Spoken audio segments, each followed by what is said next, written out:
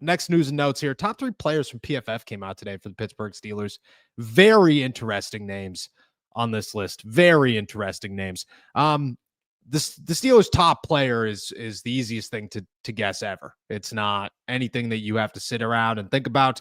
It is TJ Watt. It has been TJ Watt. Number 2, probably some arguments, but Cam Hayward is, in my eyes, but should be a future Hall of Famer. A dude who has done everything you're looking for a guy to do, continues to redefine father time. Number 2, easy one. Number 3 gets a little interesting. They have DK Metcalf, wide receiver, and a guy that showed up, I don't know, just before the Aaron Rodgers boat took off. And, well, that one's yet to come back to shore, but we're hoping one day it does. DK Metcalf's number 3. You look at the Pittsburgh Steelers roster, and obviously we want to talk quarterbacks and everything else, but right now when it comes to Pittsburgh, top 3, TJ, Cam Hayward, DK Metcalf, is that where you're at in this? You feel differently? Make this your best season yet with nutritious 2-minute meals from Factor. Eating well has never been this easy. Just heat up and enjoy, giving you more time to do what you want. Get outside instead of prepping and cooking indoors. Factor meals arrive fresh and ready to eat, perfect for any active lifestyle. With 45 weekly menu options, you can pick gourmet meals that fit your goals. Choose from Calorie Smart, Protein Plus, Keto, and more. Factor powers your day with satisfying breakfasts, on-the-go lunches, premium dinners, and guilt-free snacks and desserts. It's easy to savor more this spring. Factor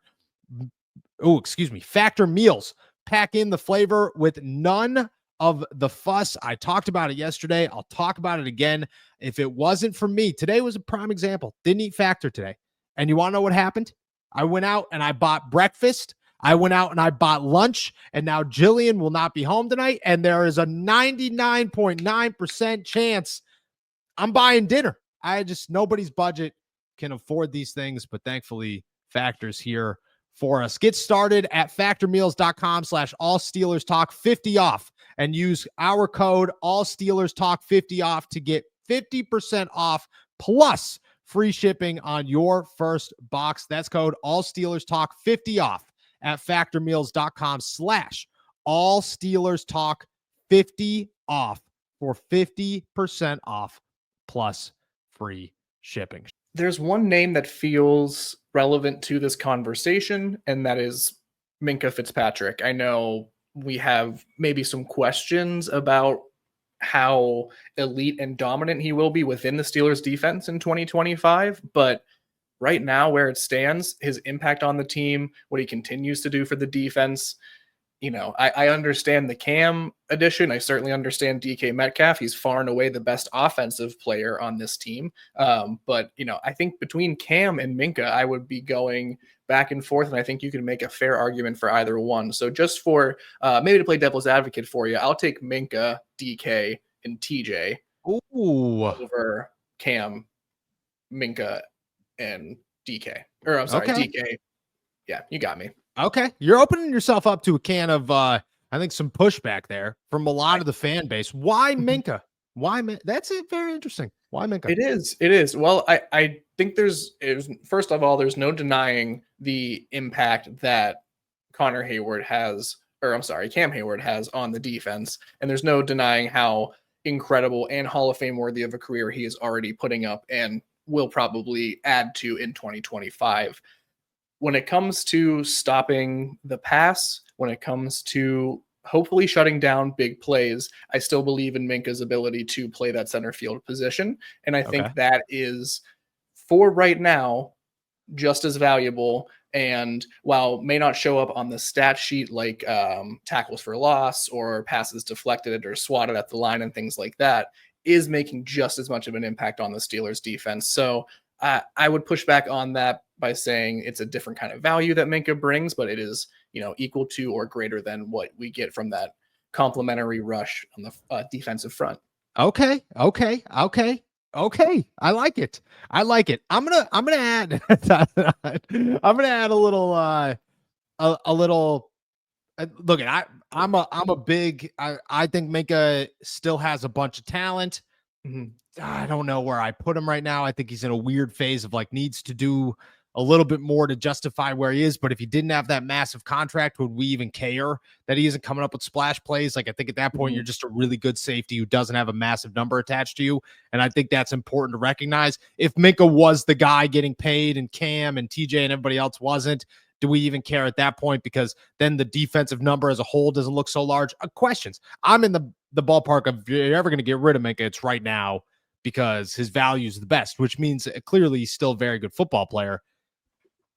Is there any chance anybody else? The name that comes to mind for me that isn't top 3, I think DK would be number 3 in my eyes. There's a potential that Alex Highsmith is on that list in my eyes. There's potential. Okay.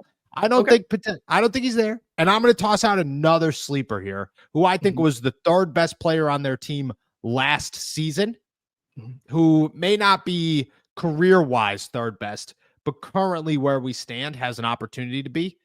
Deshaun Elliott. That guy was a monster. That was the most underrated player in the NFL last season. I'll argue it till I'm blue in the face. That's where I was on Deshaun.